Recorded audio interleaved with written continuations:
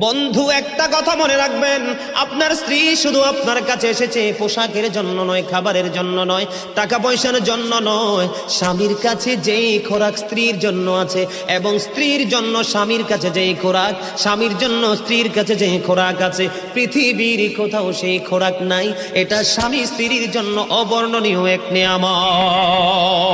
স্বামী স্ত্রীর মধ্যে যেই প্রেমের আবেগ ঘন মুহূর্ত তৈরি হয় রে 14 গ্রামের যুবক, আমার দাদা ভাই যারা বুড়ো হয়ে গেছে, এখনো দাদু দুনিয়ার বুকে বেঁচে আছে, এখনো যদি দাদু যদি এক খিলি পান তোমাকে মজা করে বানায়া দেয়, পান চিবাইতে চিবাইতে তোমার ঠোঁটগুলো লাল হয়ে গেল, জিহ্বাটা লাল হয়ে গেল, আর দুজনের মধ্যে আবেগ ঘন মুহূর্ত তৈরি হলো। আমার নবী বলেছে, স্বামী স্ত্রী এই রোমান্টিক সময়টাতে যদি 1টা ঘন্টা যদি কাটাইতে পারে রে, তাহলে 1 বছরের নফল ইবাদতের সওয়াব দিয়ে দিবে। এরে যুবক, বউকে কষ্ট দিও না। স্বামী স্ত্রী যদি কিয়ামতের দিন কমপ্লেইন করে, তুমি যত বড় মোল্লা সাহেব হাজী সাহেব হন, নসিবই জুটবে না। আমি আমার মা আমার বোনদেরকে বলতে চাই, কখনো স্বামীর কলিজায় আঘাত দিও না, কারণ স্বামীর কলিজায় আঘাত দিলে তোমার জীবনে জান্নাত জুটবে না। বন্ধুরে আমার, আমি আমার নবীর জীবন থেকে যদি আপনাদেরকে আরেকটা এক্সাম্পল দেই বন্ধু, এখন আমি আমাদের দেশে স্বামী স্ত্রীর মধ্যে গলদ আছে না নাই? বর্তমান সমাজের যুবক যুবতী, নববধূ নবদম্পতি যারা স্বামী স্ত্রী, তাদের মধ্যে ম্যাক্সিমামই কলহ আছে না নাই? বন্ধুরে আমার, সাহাবী একজন, তার নাম হলো আব্দুল্লাহ। আমার দিকে তাকান, স্বামী তার স্ত্রীর কাছে আসে না, স্ত্রী তার স্বামীর কাছে আসে না। আমার ওয়াজগুলো এমন টপিকস আকারে ছোট ছোট কোট করে বন্ধু, বিরক্ত হন? একটু আওয়াজ দরকার আছে না? এগুলো বাস্তবতার দরকার আছে না নাই?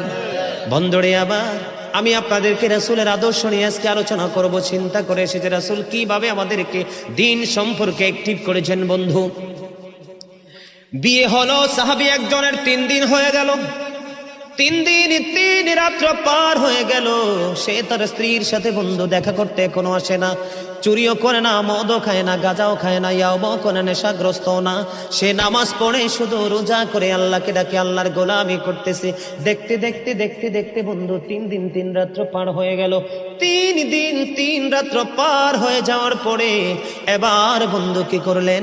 আমার নবী ওই ছেলের বাবা বন্ধু পুত্রবধূর কাছে আসলেন। পুত্রবধূর কাছ থেকে তারা ভালো মন্দ জানার জন্য এসে ডাক দিলেন বৌমাকে। বৌমা সালাম দিলেন।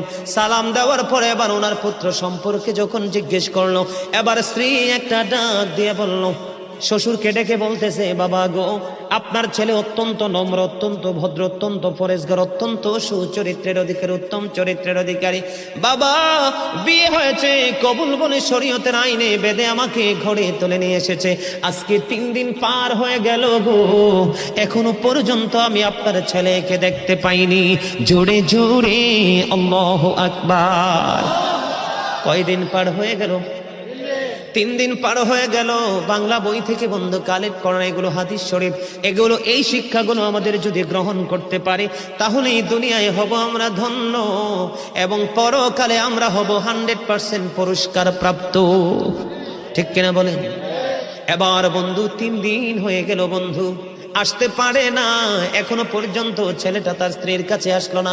এবার বাবা পৃথিবীর কাউকে বন্ধু বললেন না, দৌড়ে চলে গেলেন প্রাণের নবীর কাছে, যাইয়া নবীকে সালাম দিলেন। ইয়া রাসূলুল্লাহ, ইয়া হাবিবাল্লাহ, নবী গো, ও প্রাণের নবী, আমার ছেলেটাকে 3 দিন হলো আমার সন্তানকে বিয়ে করিয়েছি। আজকে 3 দিন 3 রাত্র পার হয়ে গেল, এখনো সে তার বউয়ের সাথে দেখা করলো না। এবার আমার নবী শোনার পরে সন্তানকে ডাকলেন, ওই সাহাবী আব্দুল্লাহকে ডাকলেন। ডাকার পরে সে আমার নবীর কাছে যখন বন্ধু হাজিরা দিলেন, আমার নবী বলল, তোমার স্ত্রী তোমার একটা অংশ, কারণ তুমি শুধু নামাজে সারাদিন মসজিদে পড়ে থাকলে চলবে না। দাদা কি ভুল বলছি? সারাদিন তুমি মসজিদে সেজদা দিয়ে থাকলে চলবে না।